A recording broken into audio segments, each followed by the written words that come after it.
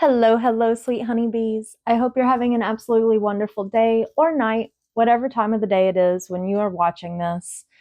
Today, I want to do something a little bit different. I want to pull some cards for you. It's something that I was trying to get into at the very beginning of starting this channel, and it was also something that I was doing on TikTok for a bit earlier this year, but then I kind of fell off because my mental health got really bad. I've honestly really been struggling with my mental health again over the last week with grief from losing my brother-in-law. It's been making a lot of things surface with my mom. And then also the grief of losing someone that I thought was special, something that I thought was going to go a completely different way from what it did. And today in particular, I've been thinking a lot about that. And I was laying in bed crying, and then I just had this idea. Maybe I should just pull some cards because it might help somebody. And then I remembered this morning in a meditation, I heard 888. Helping others is what leads to true abundance. So rather than focusing on all of this pain that I have been carrying, I want to try to transform it into doing something that may help somebody. Who knows? The cards may even help me, right? um, with that being said, I would like to pull a couple of runes to begin with. Let's go ahead and take that one. Me talking about 888. True abundance comes from helping others. And the first rune out of the deck is Fehu. It's the rune of wealth. So it's also the rune of new beginnings. I love that. That's really nice. Let's grab one more though. Pair with it. Two more. We have Gebo. Please excuse me. I've actually never heard the names pronounced before, which is the card of gift. So I've got a little list over here. Exchange, generosity, partnership. I'm exchanging my pain for more joy, Wonjo. And I'm hoping that it also helps somebody else out that may be struggling. Not only is this to help me, but it's to help someone else as well. Let's see what's going on in the cards today. I gotta say, part of the reason why I stopped doing this was because I watched some really good readers on YouTube, and I won't lie, like in person, people tell me that I'm really good at it, but then when I get on the camera and I try to record and I start doing all of this, I feel like I have imposter syndrome. Like, who am I to be doing this? That Page of Swords coming out, these negative ways of thinking, instead of being excited about sharing my gift with the world, which makes no sense, because if I would just learn to love myself, I could move forward and it could change my fortune, We are our own worst enemies sometimes. That is most definitely true in my own personal life. I get in my head quite a bit, and I'm worthy, so I don't understand why I get this idea in my head that I'm not good enough. That Five of Swords, that internal conflict that's constantly going on within me that I'm sure other people can relate to as well. We live in this society that is designed to make us doubt and question ourselves. There's so much pressure and there's so many expectations to be this and do that. This is what you're supposed to do with your life. And it just gets really overwhelming. And sometimes you can just get lost in the shuffle. And I guess I've just been feeling that a lot recently, especially given the fact that, I've spent the vast majority of the last 3 years unemployed as I have been dealing with the grief of my mom. And, I've lost friends as I got sober and I started to learn boundaries. And as I've tried to welcome new friends in my life, I have just fallen back into old patterns at times. And I've settled for less than what I deserve. Like I'm constantly giving and giving and giving without getting very much in return. And don't get me wrong, I have met some absolutely incredible friends over the last year and a half as well. But there's also been some repeats of old patterns that don't feel good that have led to a lot of heartbreak in my life. I have to learn how to release those old patterns to be able to remove the sword from my heart so I can welcome more love into my life. All of this love that I have been pouring into other people, I should really be pouring into myself, just as we all should be. You can't pour from an empty cup. And if you don't love yourself, how can you properly love someone else?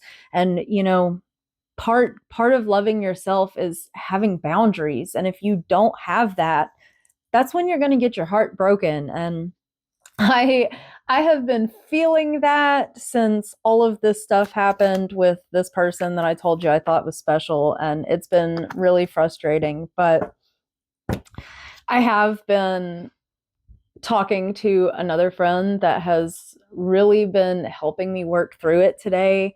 They're actually the reason why I'm doing this right now, because the way that they have been talking to me has been helping me rediscover my magic and believe in myself again.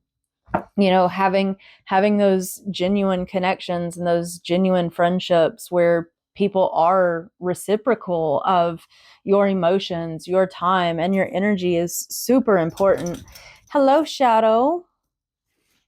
Big old black duty. I love you. You're a good boy. You joining the party? Okay.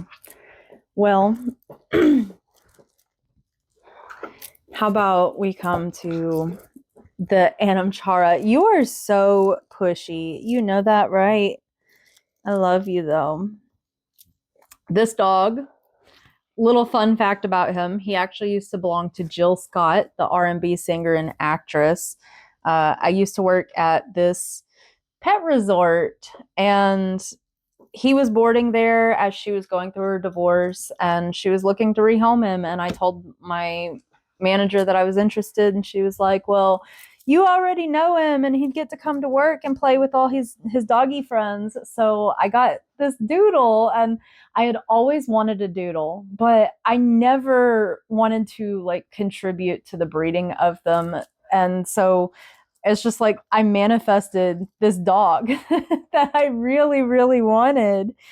And he has been he's my shadow, my little guardian, my protector. I actually had someone leave a comment on one of my videos recently. I think it was my DMT video, where they were talking about a Hindu god, or a protector of a god, a companion of a god who is represented by a black dog. And I immediately thought of him when I thought of that. I also kind of thought of Anubis over here.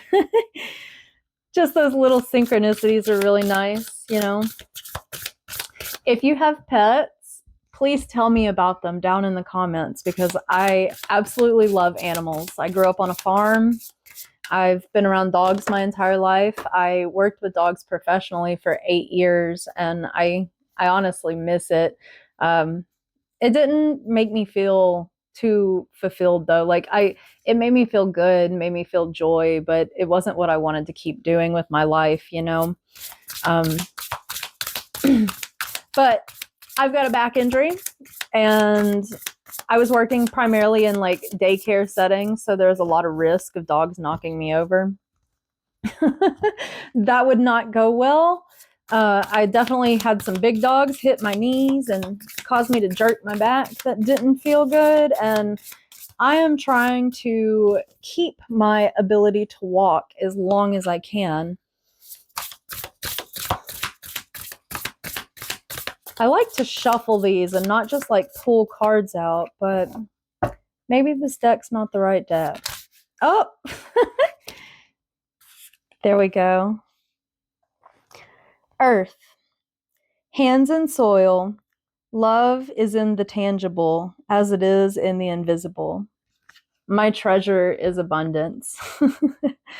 There is that theme of abundance again. And when I think about Earth, grounding down humanity, hands in soil, putting in this effort to garden with love to create that abundance.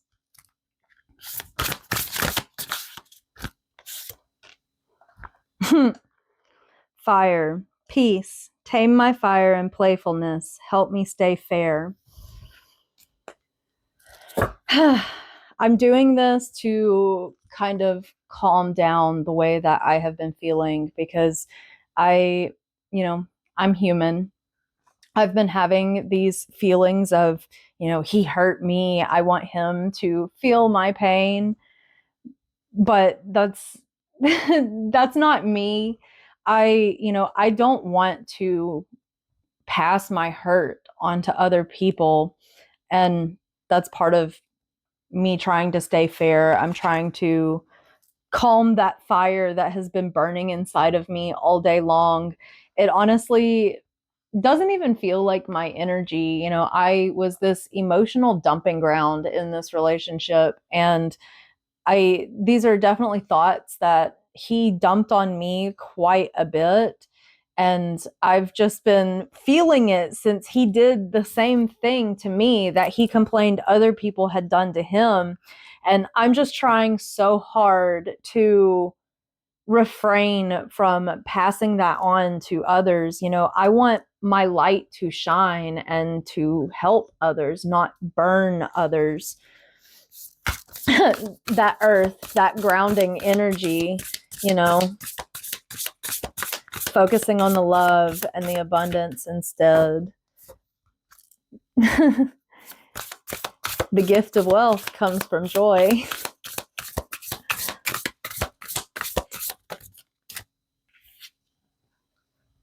Star, blessed and blessing, may in you my happiness spring.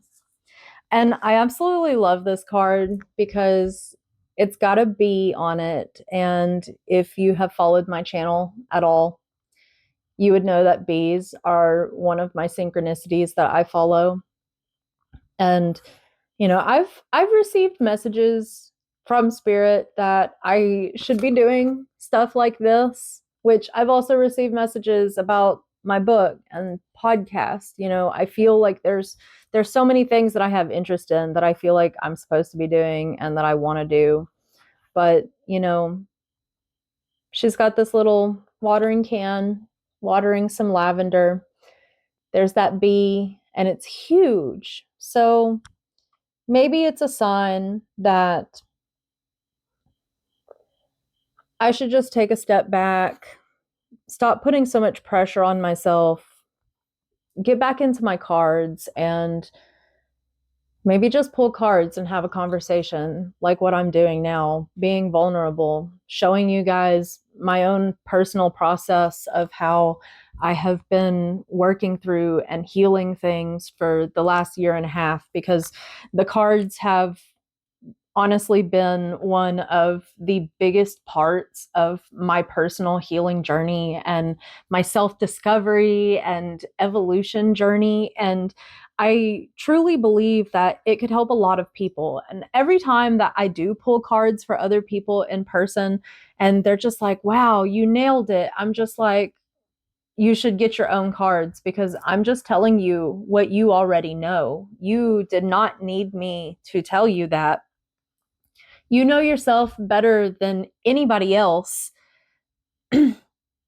And honestly, I think that's part of the reason why I feel like I have imposter syndrome trying to read for other people. Like, who am I to be doing this? Because I don't want to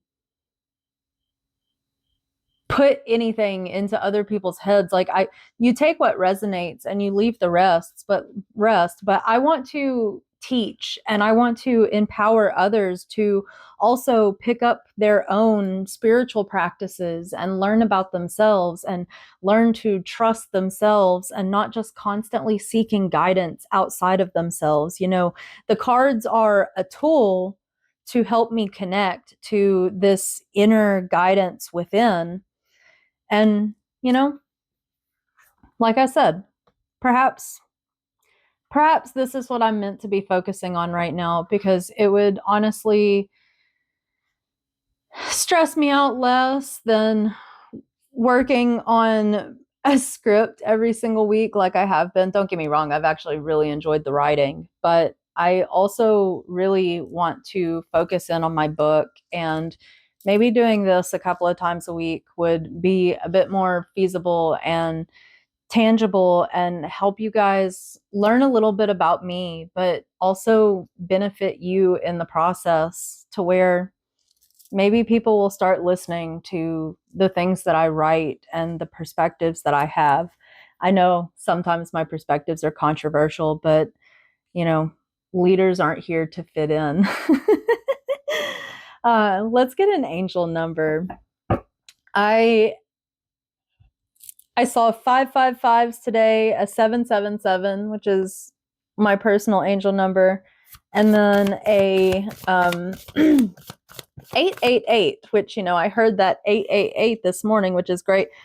There's that 999 coming out, card of release, balance, finances, success, wealth. Your current circumstances are ending, so you might take advantage of better ones. If you are experiencing a significant change or conclusion, viewing your life as a series of cycles or chapters may be helpful. How can you make room for something new to emerge? And here I am talking about maybe having a different approach to my channel, what I'm doing, changing up my focus a little bit, doing my cards so I can also work on writing my book. Because I've been enjoying writing scripts and sharing my perspectives, but ultimately with my podcast, I want to help other people tell their stories. I want to have conversations with other people and, have an exchange of perspectives going on and connecting on a deeper level instead of it all being about me. So yeah, maybe this is maybe this is what's supposed to happen. On the bottom, we've got 2112. It's up to you. Someone watching over you. Even if it seems like you're not making any meaningful progress, things are moving in the right direction. If you see this number, it's a sign that everything will work out in your favor and your dreams will come true soon. Speaking of someone watching over me and dreams and trusting, even when things seem murky, I had a dream the other night where I thought I saw a Vegvisir, which is an Icelandic magical stave that is meant to guide us through storms and uncertain situations, even when the path forward does not seem clear. And it translates into wayfinder. And the funny thing is, I actually saw a Vegvisir on a card today, right as I was having this angry feeling about everything that's going on, and Flowers by Miley Cyrus starts playing, and I start singing along to it. And then right as I start singing along to it, a 555 goes past me, and I pull up to the stoplight, and I'm right behind a vehicle with the Vegvisier on it, the Wayfinder. And tonight I had this idea that I wanted to pull some cards to try to cheer myself up, because true abundance comes from helping others, right? I feel good when I help other people. It's who I am at my core. And I saw my rune deck, all of my rune slabs, as I was picking out decks to use tonight. And then I was like, you know what? I want to write down what everything is and go into a little bit more detail with what each rune means, because I'm still not super familiar with all of them. And like some of them are not straightforward. Like some of these cards literally just say birch, which, you know, now I know means like birth and renewal, especially like feminine force healing. But I wanted to write it all down, so I had some kind of reference since I used my phone to record. And then right as I'm writing all this down, I remember seeing the Vegvisier earlier today and how it was relevant to that dream that I had. And I had that dream the night that my brother-in-law was in the hospital dying. So things have been feeling really uncertain, but I'm trusting the process. This is a part of me trusting the process. And if things are feeling really uncertain in your life as well, trust the process. It's really difficult sometimes, it's really complicated, but you have to have faith, keep pushing forward, slow down, meditate, observe, find a spiritual practice. If you're a fan of my deck here, oh, it's no nice. We got the Knight of Wands coming out. I know I flipped that over, but it is what it is. If you like my Tridevia Goddess deck, I do have a link down in my link tree where you can purchase that deck. And there's actually tutorials on the website as well. Like you can sign up for courses to be able to learn through them. But you could even get your own deck and learn how to read tarot through watching my process. If you're interested, it's code electrichoney. Yeah. Lessons learned. Well, I'm going to go to bed because it's extremely late, and I almost didn't record this because it was really late when I finished writing everything down. But I told myself that I set out to do it. I want to do it. I feel like I'm supposed to do it. And here we are. Let me split this deck one more time. One to go. The Empress. Birthing new ideas, motherly love, focusing on the beautiful things in life rather than on the pain. And you know, some of the most beautiful things in life come from loving yourself and loving others, helping others, and believing in yourself. Give birth to new ideas. The world needs your light. The world needs your magic. Whatever it is you have to offer, the world needs it. And the only thing that it's waiting on is for you to believe in yourself and your own beauty and your own magic. Well, that's all I have for you tonight. I hope you have a wonderful rest of your day, night, week, month, year, and life. May all of your wildest dreams come true, and stay curious.